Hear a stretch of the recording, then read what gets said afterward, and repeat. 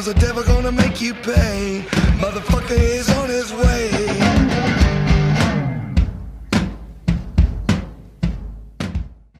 Hey everybody, welcome back to the PennyBlack Tattoo Knowledge Base. I am, as always, your host, Keith. I would like to start this video by saying hello to all the new subscribers. We've had quite a spike in our sub rate, and that's awesome. Thank you. Now today we're going to talk about Aftercare. I realize I've already done an episode on Aftercare, but what I covered was TegaDerm, which is the default Aftercare we recommend at the studio. What I wasn't really counting on was the feedback I was going to get from people who can't use it, and it does occasionally happen. In specific, I would like to give a shout out to my buddy Ricky in Leicester, who really inspired this entire episode. So today we're going to cover an alternate to TegaDerm for those of you who, for whatever reason, skin sensitivities, antidepressants that trigger skin sensitivities, anything like that. We're going to look at a method that you can use that will be safe and effective to protect your work and doesn't involve the awesome TegaDerm. I would like to reiterate and stress though that whenever possible, always use TegaDerm. It is the best way to heal a tattoo. Now, having said that, let's get straight to how to apply dry-loc and sensi-wrap. How's that for noise? So yeah, the best thing to do, Linda does not want her face shown, so as much as possible. It doesn't really matter. All right, so here it is, dry-loc. This is functionally the same sort of stuff you find steaks laid out on or chicken laid out on in your local supermarket. Dry padded section on this side, plastic section on this side. This will be your prime bandage for a new tattoo. After we apply this to your new tattoo, we then seal it all up with Dynarex sensi-wrap. This stuff is awesome. Originally developed, as I understand it, for the vet industry, it only sticks to itself. It's not actually an adhesive, so it's perfect for little furry limbs. And as you will shortly see, it's very, very perfect for protecting a new tattoo as well. So, for the sake of argument, we are going to pretend that this tattoo on my lovely assistant Linda's arm is fresh and new and not quite well healed and settled in. So with a new tattoo, you start out, in this particular instance, this is not what you would do with TegaDerm, but you start out with a very small amount of vitamin A and D or Vaseline, or even, I'm gonna edit this part out, man, this stuff, Hustle Butter Deluxe.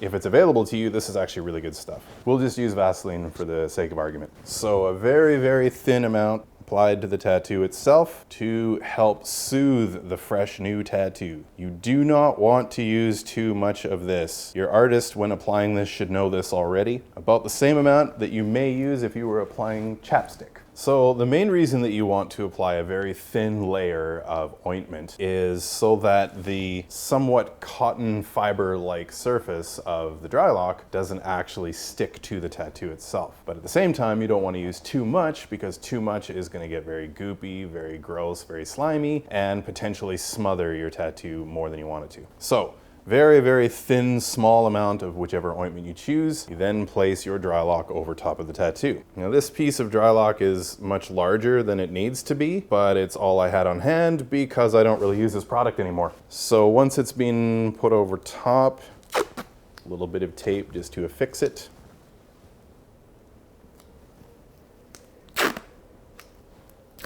This stuff is great if you actually get it on your skin. It leaves a goop that just will not stop. Then, the sensi-wrap. This stuff's gold.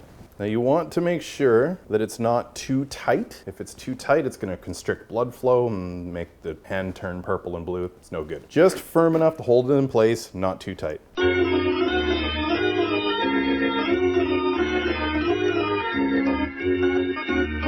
Look at that, sexy. The benefit of this, because it only sticks to itself, if your client has very, very sensitive skin, the sensi-wrap isn't going to bother them because it's not an adhesive. It's only sticking to itself. Also, if you do find that it's a little bit tight, seems okay at the time, but develops a little bit too much constriction, the client can always loosen it and reattach quite easily. It looks tight, looks slick, and it's an excellent, excellent protection against any manner of interference. The main drawback to it is you can't see the new tattoo and clients want to see their work. Any given client that you do this with will likely try to take it off before you want them to, just so they can show it off. And sometimes you have to go with this. This is also good for people who work very, very physically demanding jobs and whose tattoos are likely going to receive some sort of physical damage, warehouse workers, etc. In this particular instance, you would want to leave this on till the following morning. And again, in situations like warehouse workers, laborers, etc., they will probably want to reapply. In that case, whenever possible, always go back to your tattoo artist and have them reapply it, because there's a very, very good chance, if it's just left up to the client, that they're not going to do it right. However, if the client you're working with doesn't have to work a physically demanding job and they can keep their tattoo basically protected on their own, this can come off in the morning.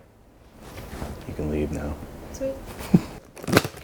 So now, ideally with TegaDerm, you leave the bandaging on for 4 days. That allows your tattoo, at least on a surface level, to heal completely. There's no muss, no fuss. By the time the TegaDerm comes off, all you need is a little bit of whatever moisturizer you prefer. You're right as rain. Just keep basically some of the flakiness to a minimum. That's with TegaDerm. With this method, the dry-loc and sensi-wrap, the problem is when it comes off, your tattoo is still an open wound. That's where things start getting complicated. So the first order of business is the correct way to clean it. So when you do have a tattoo that has bandaging that comes off, within 24 hours, what you're going to want to do is very thoroughly wash the tattoo. Now, a lot of places will make a lot of noise about antibacterial unscented soap. In my experience, soap is soap. It doesn't really matter that much. Only in very rare instances will somebody's skin be so sensitive to the scent used in soap that it's a problem. So what you want to do is very thoroughly lather your new tattoo. And I mean really, really heavily, sudsy lather the hell out of your new tattoo for at least 30 seconds. Statistically speaking, you need at least 30 seconds of lather with soap to kill microbial life. So lather the hell out of your new tattoo. Then, equally important, rinse the hell out of your new tattoo. That's the key. You do not want to leave any soap residue whatsoever in your new tattoo. So rinse it, rinse it, rinse it. Make sure it is absolutely rinsed clean. Then you either pat it dry with paper towel or you let it air dry. No other method of drying a tattoo is acceptable. Toilet paper and tissue is too weak and fibrous. It will leave bits in your new tattoo, your open wound. That's not good. And no matter how clean you think your towel fresh out of the dryer is, odds are it has fecal bacteria all over it because almost nobody regularly runs washer loads of bleach to kill all kinds of fecal bacteria. So don't use a washcloth or a towel right out of the dryer. That's bad news. Only paper towel. Once your tattoo's been dried, leave it alone. Wash it frequently. That's the only moisturizer you need for the first day or so, until it starts to feel really tight. Then is when you want to start with your moisturizer. What I usually recommend to people is to use a base lotion. Now you motherfuckers. Lots of places will give you a lot of different recommendations for bacitracin, Lubriderm, Aveeno,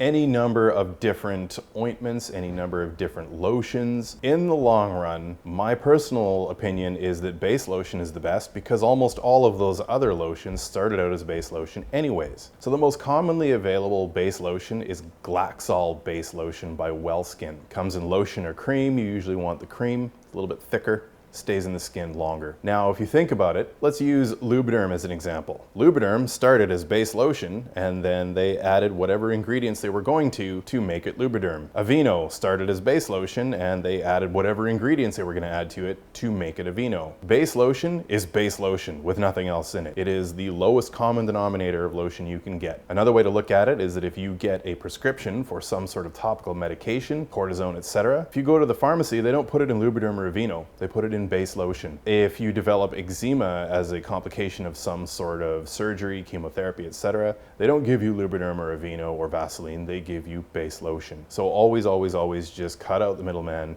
go straight to the source. Another thing to think about is your usual water-based unscented lotion has no scent. That's perfume doing that. If there's nothing you can smell in your lotion, there's perfume in it neutralizing the scent. Glaxol base smells like paint. You know there's no perfume in that stuff. So when your new tattoo starts to feel dry and tight, start using a very, very small amount of Glaxol base lotion cream to keep the dryness from getting to a point where it starts to scab up or crack. Liberally apply it as many times as you want, but make sure not to use too much, because if you smother it, all kinds of bad things will happen. Always keep the chapstick effect in mind. You want to use as much moisturizer as you would use chapstick. After that, clean it often, moisturize it often, don't pick at it, don't scratch at it, don't lick it, don't let anyone else lick it. And I know everybody's laughing right now, but I'm telling you right now, dogs are going to try because they think they're helping, and there's a lot of stupid people who might actually think a new tattoo tastes good. Don't lick it or let anyone else's tongues near your fucking tattoo.